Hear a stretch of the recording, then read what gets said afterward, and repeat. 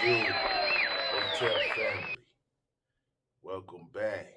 Welcome back to another edition of King Kaleema TV. I'm your humble host, Kaleema Heru. And hotel to the family out there. Hope you're enjoying these videos that I'm bringing you. Today, I'm gonna step away from racism and white supremacy for a minute. Today I'm gonna be talking about religion, and I'm not gonna be coming from a perspective of how it kind of damaged the black family as well. I'm not coming like that. I'm gonna be showing how religion damaged the black family, the black family psyche, soon. I don't want you to think I'm beating up on a religion when I'm coming. I'm just coming with the facts, yo. That's all I'm doing. I'm just coming with the facts. But anyway, today I'm going to touch on a certain religion that I myself think is quite dangerous. And I know people who practice this form of religion, and I ain't gonna front, I ain't gonna sugarcoat it, Other people be like, oh, they act weird, man. What up with that? Me, myself, I think every form of religion kind of brings a little spooky. I don't want to say weird, but the spookiness to it, But anyway, the religion that I want to touch on today is Jehovah Witness. Yo, first and foremost, this religion most definitely is not for us, not for black people. If you're gonna choose a religion to rock with, that's one that I would highly suggest you to reconsider. That one right there. I mean, because that one right there is a very, very dangerous religion, And we just gonna get right into it. What I'm getting ready to show you now is how this religion came into play, This particular form of Christianity is very, very young, but it reached this momentum, early in the game, So we're gonna take a look at where it come from, who's the founders, and what's up with these people, Why were they thinking the way that they were thinking? And in the same time, we're gonna prove that none of that shit, what they were thinking, came true.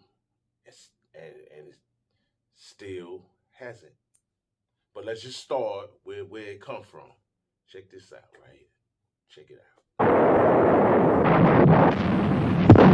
The world we live in, it can be a dark and frightening place. A breeding place for greed, heartbreak, evil. A nightmare far removed from mankind's greatest dream. Paradise. Surely all of us are thrilled at the prospect of surviving the end of this wicked world and living on into God's righteous new order. What a grand future awaits us. This confident statement, brimming with hope, is from the Watchtower Society's publication, You Can Live Forever in Paradise on Earth.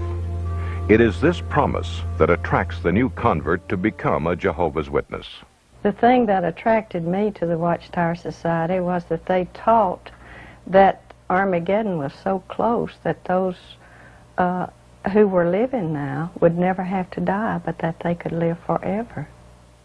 I think one of the greatest things that appeals to the people is that we were taught that we could live forever here on the earth, and there would be peace, perfect peace among men and animals. The little children could play with the animals, and there would be no harm or no hurt in all of the earth. Jehovah's Witnesses came along with a positive message, I thought, from the Bible. God had a plan and purpose for Martin Merriman, and that is what I wanted, to please God. Martin Merriman was not alone on the Jehovah's Witness road. Statistics show that in the 22-year period between 1963 and 1985, the Jehovah's Witness organization grew from 1 million members to 3 million. Jehovah's Witness spokesman Eugene Mortensen. The increase that Jehovah's Witnesses are experiencing right now is phenomenal. Last year, for an example, worldwide, we had a 6.8% increase. It all began in Pennsylvania in the late 1800s when Charles Taze Russell came under the influence of a Second Adventist preacher. Russell initiated his own Bible study class, a small group that would ultimately grow to become the Watchtower Bible and Tract Society. Borrowing directly from the prophetic speculations of Nelson Barber, a New York Second Adventist, Russell claimed that in 1799, the world had entered the time of the end. That in 1874, Jesus Christ had returned invisibly, and that the world would come to an end in the year 1914. In 1879, Russell, then 27 years of age, was so passionately convinced these prophetic dates were given by God that he sold his prosperous clothing business and struck out in a new direction. With very little education or theological background, he began printing the magazine Zion's Watchtower and Herald of Christ's Presence. Known today as the Watchtower, this publication, which has grown from an initial printing of 6,000 to well over 288 million copies annually, dictates all major doctrines to Jehovah's Witnesses. During his lifetime, Russell authored a vast amount of literature, including a series of volumes entitled Studies in the Scriptures. According to Russell, no one could understand the Bible without these books, and reading the Bible alone would lead only to spiritual darkness. One of Russell's teachings was that Egypt's Great Pyramid was designed and placed there by God as his second witness next to the Bible. It would be an instrument to reveal his great plan of the ages for mankind. This measurement indicates the length of the year, the weight of the earth, the distance to the sun, etc. Russell believed his dates and chronology were confirmed by the measurements of the interior passageways of the Great Pyramid. According to Russell, the passageways verified 1914 as the year the world would end. Finally, 1914 came. All right, check, family. Yeah. So we see where this whole religion come from. And I want to focus on the source of it. Who I'm calling the source of it would be the Charles T. Russell, because he the one with the great idea to come up with this whole form of religion. You know, that's where it started. That's where the movement started. Whatever you want to think, all those other people were followers. This guy right here, the Charles Taze Russell, he's the founding father of that whole movement. And I didn't want to devote a whole video on him, but if you think I should, let me know. Start hitting me up below, start hitting me up, leaving messages. Let me know what you want to see. Let me know what you want to talk about or what you want me to bring the knowledge on. And I most definitely do my best to do that. But anyway, with this guy right here, when you go and do the research on Master Charles, you'll find out that he was a racist tomahawk. Just like all the ones who could come up with these religions to control the masses. But the movement is powerful, and these are racist people who our people following.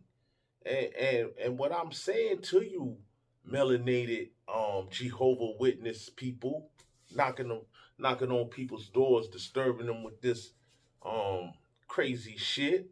Call it how it is. Shit. But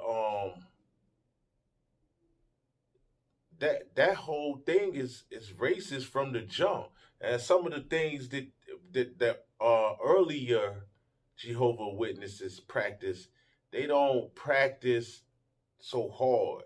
Like the fact that when the melanated people die and go to heaven, they're gonna turn white. They go turn white. That's crazy to me. Whew.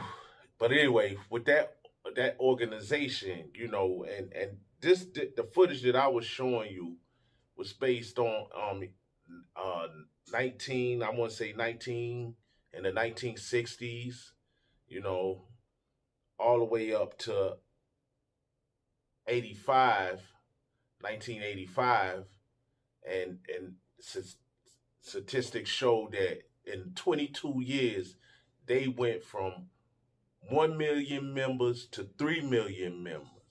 Now imagine what the numbers are today. Let's go from 85 up to today, 2019. I'm quite sure it's a bigger movement. Now this movement though, you know, it wasn't only bad for melanated people, it was bad for the tomahawk too. So it's a lot of people coming out to this day. It's a lot of celebrities. I'm not going to say their name, but I'm quite sure you know about them being Jehovah Witnesses, and you know that they really hush about it. See, I ain't never practiced that shit, so I ain't got to be hush about it. I'm gonna expose it. But they run a tight camp over there. You know what I'm saying? Ironclad. You know, they got some rules over there. That, man, it destroys all families. So why would you want to be a part of that? Nobody can never, ever tell me, turn your back on your mom. Turn your back on your son. Turn your back on your daughter. Or the organization would turn their back on you. This is what those people deal with over there. You know, they may not tell you about it, but it'd be the simplest shit. It'd be the simplest shit, you know, that a person can do to get shunned within that organization. You know, whole families being destroyed by this organization. This organization is pseudo, fictitious, practicing a mythos religion, and in doing all that, brainwashing the people. You know, like I always say, I ain't gotta sit here and tell you, bro, I'm gonna show you. That's what I'm gonna do. I'm gonna show you what the tomahawk do. Check this out. Power's current prophecy of Armageddon, whatever that may be, and decide to protect yourself by becoming a Jehovah's Witness, you will find yourself in a unique two-class religion. Only the upper class, the 144,000 spoken of in Revelation, are guaranteed a place in heaven, and they are known as the anointed. The Watchtower Society teaches that the vast majority of Jehovah's Witnesses constitute a secondary group referred to as the other sheep. They have no heavenly hope, but must remain on earth for all eternity. Once a year, on the anniversary of the Last Supper, Jehovah's Witnesses and invited persons gather for this communion-like ceremony. Only members of the anointed class who are alive today, about 9,000 worldwide, partake of the bread and wine. The millions of other sheep will not take communion. The other sheep are not in the new covenant and therefore have no personal relationship with Jesus Christ. How then do they hope to attain salvation? The Jehovah's Witness is told he may not look to Jesus alone for everlasting life. As one of the other sheep, he must also depend on the Watchtower organization for his passage to paradise. In turn, the organization says he's required to earn his salvation largely by calling door to door. It's strange, but they seem able to teach two different things, opposite things, simultaneously. They agree that the Bible teaches that we are saved by grace, or, as they put it, God's undeserved kindness, and not by works. And yet the average witness believes, he hasn't the slightest doubt, that unless he performs the works that are laid out for him by the Watchtower Society, the witnessing activity, going door to door, regular meeting attendance, and other things that are brought out, that he will never gain everlasting life. Once in the organization, witnesses attend 5 hours of meetings a week. In addition, they are expected to devote many hours a month going door to door, selling literature and gaining converts, striving always to prove themselves worthy of escaping God's wrath at Armageddon. Even though we believed that God was love, we were always afraid that he was going to zap us, that sometime Armageddon might hit and we might not make it. Even if we didn't go out from the door-to-door ministry on a weekend and took our family out to the lake or something, and we didn't go out from door to door, we felt guilty all the time.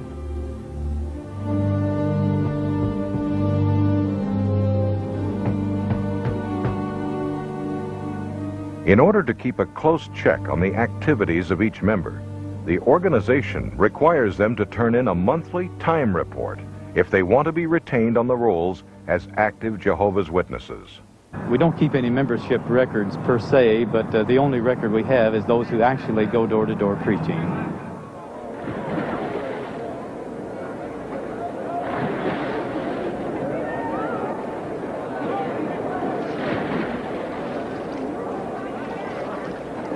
Today, when the new Jehovah's Witness is baptized, rather than using the biblical format of baptizing in the name of the Father, the Son, and the Holy Spirit, the witness is baptized in the name of the Father, the Son, and the Spirit-directed organization.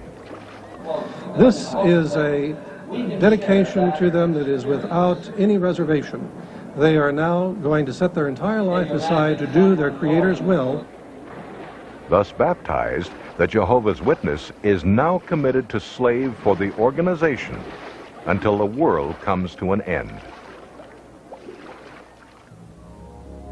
Jehovah's Witnesses exist in a rigid, structured, thou shalt not environment. They are forbidden to vote or hold elective office, celebrate holidays, belong to the YMCA or YWCA, salute the flag, sing the national anthem, or participate in other patriotic activities. They can't serve in the military or work for a military organization. They may not accept blood transfusions, read anything critical of the Watchtower Society, or associate with former Jehovah's Witnesses. They are forbidden to even attend church. If life is narrow for the adult witness, the problem is greatly intensified for their school-age children. The Watchtower Society has published a book entitled School and Jehovah's Witnesses. It defines for schools what activities witness children are forbidden to participate in. Things like birthday celebrations, Christmas and Easter, sports, Mother's or Father's Day, Valentine's Day or Thanksgiving, saluting the flag or school dances, singing the national anthem, or saying the Pledge of Allegiance. I pledge allegiance to the flag.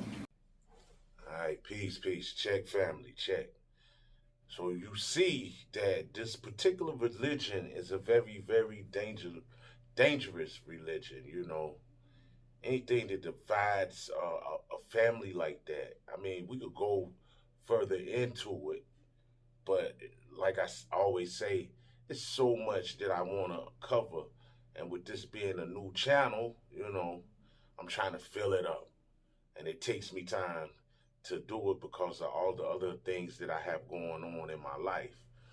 I mean, hence why you keep seeing the change of clothes in my videos. I mean, I ain't changing clothes every time I show you a clip. This is coming because it's taking me a couple of days to put this stuff together. So with that being said, I hope you got a little bit out of this information that I bring you this time. I mean, at the end of the day, you just take it in and you evaluate it the way you want to evaluate it. And let me say too, I ain't mad at the Jehovah Witnesses for the not standing for the flag and not doing the pledge and not celebrating these different holidays, what have you. Most definitely not mad at them for that. I'm not mad at them at all. I'm just letting you know that it's pseudo, mythos, man-made, and you got millions of people, and I ain't even concerned about most of them. I'm concerned about the brothers and sisters and their seeds that's participating in this. But it's like all the rest of them. It's a money racket, you know. It's extortion, B. That's what it is. It's extortion, you know. So, you know, I don't know if this give you enough to do what I do when they come knocking at my door, disturbing me. You know, I let them know, yeah, you disturbing me with this nonsense. I absolutely let them know. Ask my wife, you know. I'm not going to be hassled, haggled, or none of that, you know. I'm not looking to subscribe to it. That's not my thing. That's your thing. But you knock on my door, you gonna get what come to the door. And that's the king. I'm gonna come to the door and I'm gonna bring you them facts. And I ain't really got to break down to show the Jehovah Witnesses that this their whole doctrine, it don't got nothing to do with me, you know. It talk a lot of shit about me, but it don't got nothing to do with me. The only reason I'm not hitting them up at that time, because I'm gonna hit each religion. I'm gonna hit each religion and give you the information on each religion. Then that's when I'm gonna come with the, yo, this ain't for us. But anyway, like always, hit me up. Hit the likes. Hit that like button. Most definitely, if you're not subscribed, subscribe to it. And hit me up in the comment section of it. And let's get it in. Pretty soon I'm gonna be taking phone calls. If anybody want to try to debunk the information, I'll be fair about it. We'll do it. We'll do it. We'll go heads up. But anyway, till next time, Hotep family. And like always, you know who my family is.